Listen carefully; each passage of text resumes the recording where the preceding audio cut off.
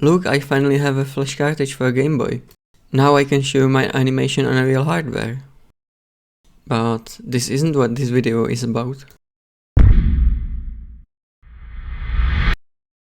This of course is a build video of my wireframe Game Boy. Let's start by opening this Game Boy Pocket.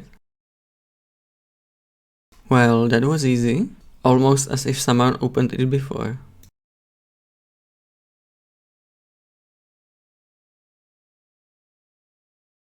Now I'm gonna desolder almost everything as I won't be using this PCB.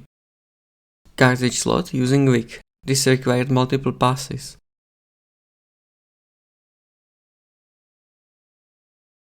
And everything else using hot air.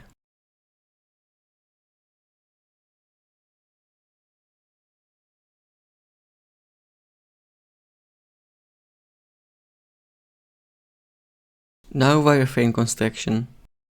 I'm gonna very roughly copy Game Boy shell shape.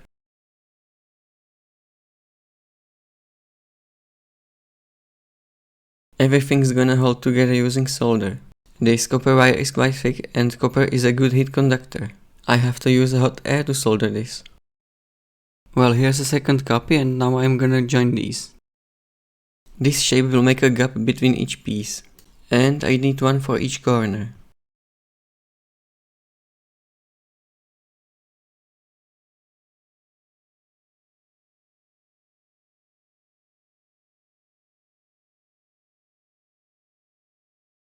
Okay, basic shape is done. Looks acceptable. I'm gonna add 2 pieces of wire like this to hold the cartridge slot.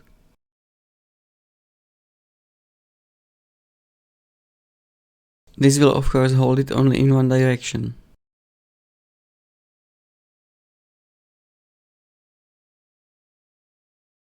Works great. Now something that will hold it from behind.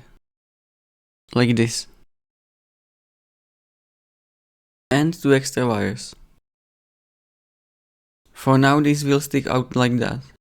Later I'll bend them to hold the cartridge slot. Buttons. I'm gonna take yet another wire and shape it around buttons. Which gives me something like this. Now I just have to solder it to the frame.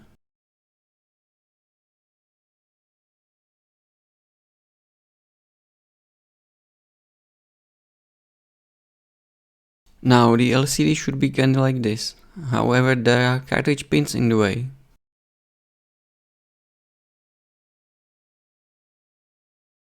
Yes, that does it. To hold the LCD, I've come up with this shape. The LCD slides in like that and then I can solder it to the frame.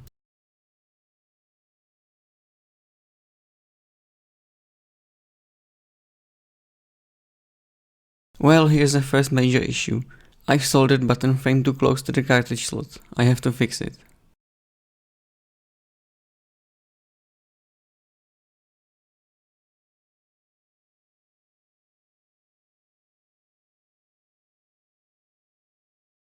There. And while I'm at fixing stuff, I'll add a few additions.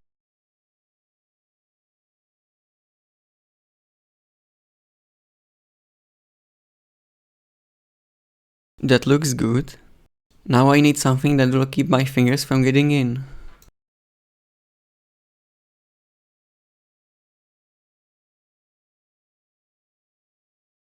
That actually works very well.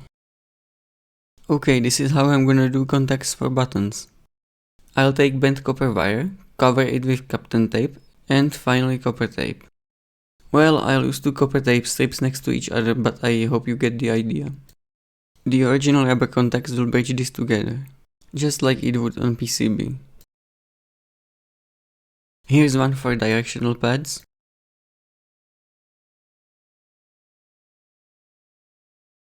One for start and select. And for A and B. I'll also add extra wires to hold the rubber pads in place. Anyway, here's the result. As you can see, I have already added Kapton and copper tapes. I'm gonna wire buttons using a wire with a very thin insulation layer. I also have to add 8 diodes and wire them together. Now I'm gonna bend wires I mentioned before to hold the cartridge slot in place.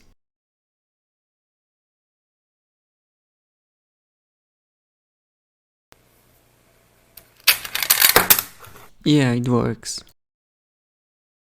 Just a quick bonus footage, a button test. Now I'm gonna prepare the LCD for wiring. I won't be using this FPC, I'll solder wires directly.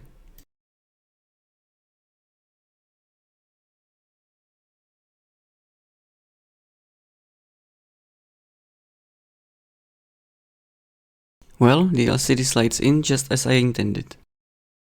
Okay, the CPU would be like this on the LCD, but I would like to have it somewhere visible. So I'm gonna solder it somewhere around here and move it inside later.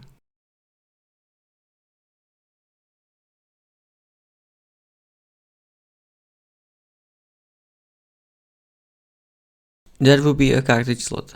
Now buttons and LCD. Also a few extra wires. And this is what it looks like with CPU inside. Well, you can see my first sign of lack of planning. I have to add this contrast pot, but the LCD is already in place.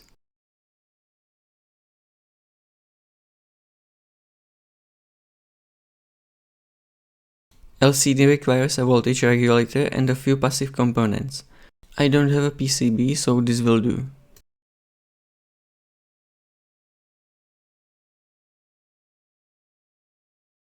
Now 8K RAM chip. I'm gonna bend all the pins like this and wire them.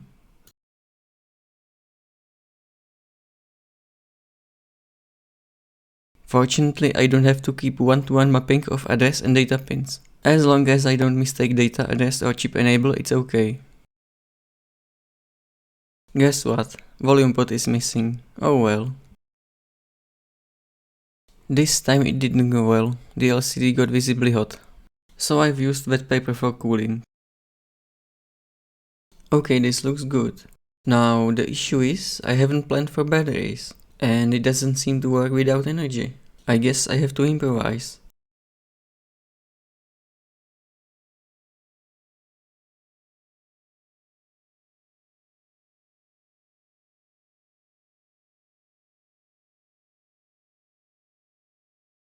This will do. So I have to solder these spring pads here and here.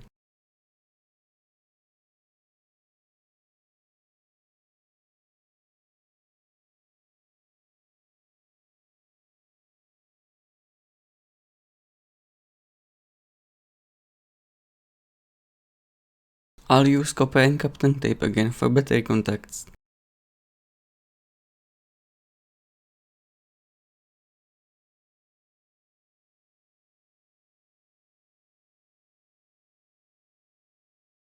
Yeah, that works. I'm gonna prepare audio wiring for later.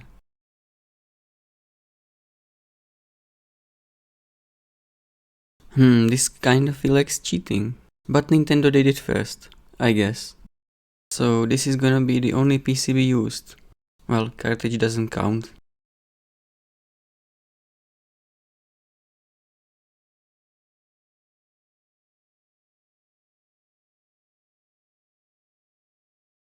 Well, that only leaves us an audio. I'm gonna use LM386 amplifier. This is gonna turn out to be both good and bad. Here's my planning again. I'm not good at this. That's good enough, I'd say. So let's try it, finally. Oh yeah, there's no power switch. Never mind.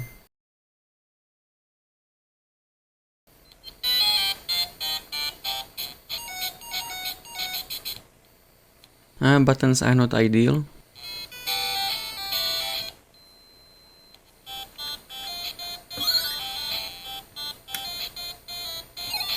Actually, it's quite playable. Yeah, this handles quite well.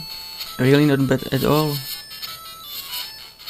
Although your hands will smell like if you were touching a metal, because you were touching the metal. Well, this turned out to be quite nice. There is indeed a lot to improve. With better planning, it could be a fully working Game Boy Pocket, including link port and headphone jack. Maybe even power switch. Well, here's a final close-up shot.